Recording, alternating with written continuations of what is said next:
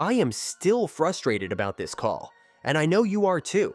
Look at this play right here. Caitlyn Clark with 2.9 seconds left needs a 3 to win the game, and Natasha Cloud just hits Cece's hands as she tries to strip the ball away. But watch this closely. Her hands to try and win the game, and Natasha Cloud. The refs called that clean? Are you serious right now? See how Caitlyn and Sophie Cunningham go straight to the refs? They know there was contact on that steal. And look at this. The refs can't even look them in the face to explain the atrocious call.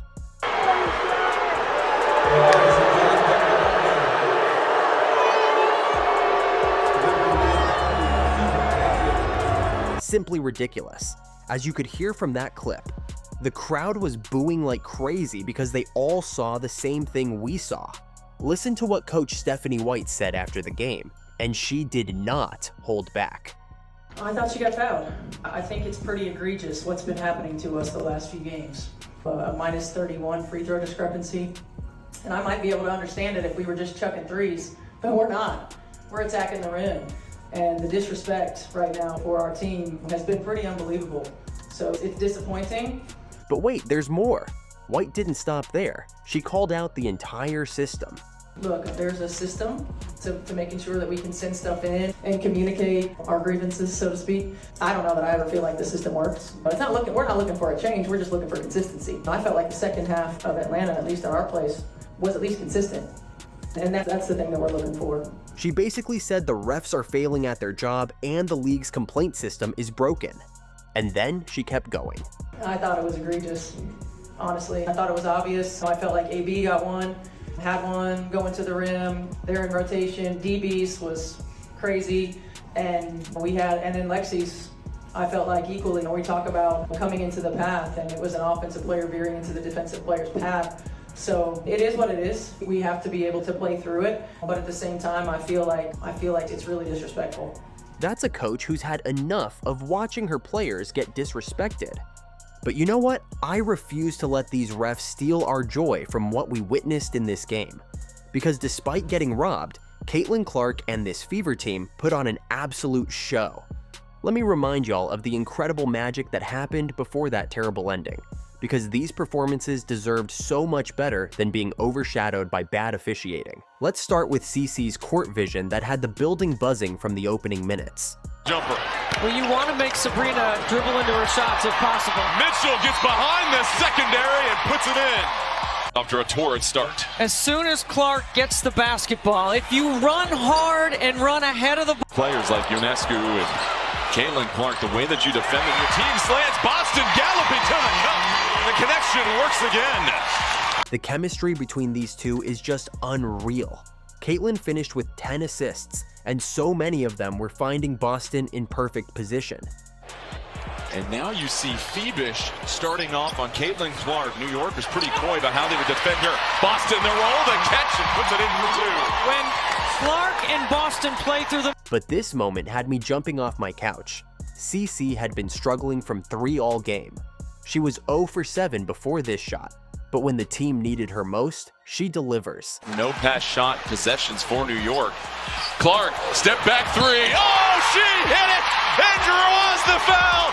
Welcome back, Caitlyn Clark.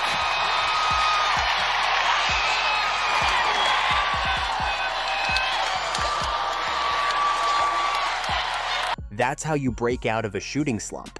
Not by hiding from the moment, but by embracing it when it matters most. And then this happened, with 2 defenders draped all over her. Are you kidding me right now? Clark gets it. She's got time. Cloud defending. Clark trying to create some airspace. Long 3 at the horn. Oh!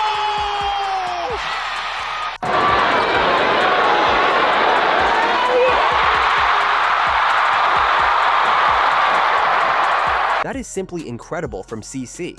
But wait, can we talk about Aaliyah Boston for a minute? Because she just announced to the entire WNBA that she's a superstar and a future MVP. Starting off on Caitlyn Clark. New York was pretty coy about how they would defend her. Boston, though, hates the half-court offense. Crossover move by Clark. Thought about the step back. Boston this time driving to the paint. And an easy 2. Did a good job communicating their switches right there. Cloud the drive. The dish blocked by Boston. And then 27 points and 13 rebounds against the defending champions. In the first half alone, Boston was absolutely feasting, 17 points on 8 of 9 shooting. The Liberty had no answer for her inside presence. Here's what she had to say after she was asked about her performance in this game. I'm really just out there hooping. I'm doing what my team needs for me.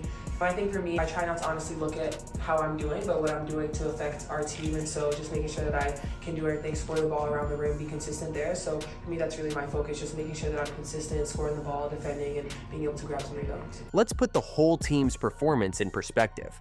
This Fever team came back from 15 points down, took a 12-point lead against the defending champions, and lost by 2 on a controversial no call in the final seconds. They essentially played one great quarter of basketball, according to CC, and nearly beat the best team in the league. What happens when they put together 4 complete quarters? As Clark said, Feels like every game we've really only put 2 quarters together. We're waiting for that 4 quarters of really good basketball, and I think that's it's going to be a learning curve. This group is new. We haven't played a ton together, but that's what's going to have to happen if we want to beat the really good teams in this league. Is you got to find a way to put together 4 really good quarters. So there's going to be runs. That's basketball. They're going to go on their runs. We got to be able to find a way to stop them and then respond. So I think that's an area we can certainly improve in. the Fever head to Washington on Wednesday for their next test. But here's what I know for sure. This loss, as painful as it is going to make this team stronger. They've proven they can compete with anybody, and they've got a coach who will fight for them every step of the way. The refs might have stolen this game, but they can't steal the excitement and hope this team is bringing to basketball. Trust me, this is just the beginning.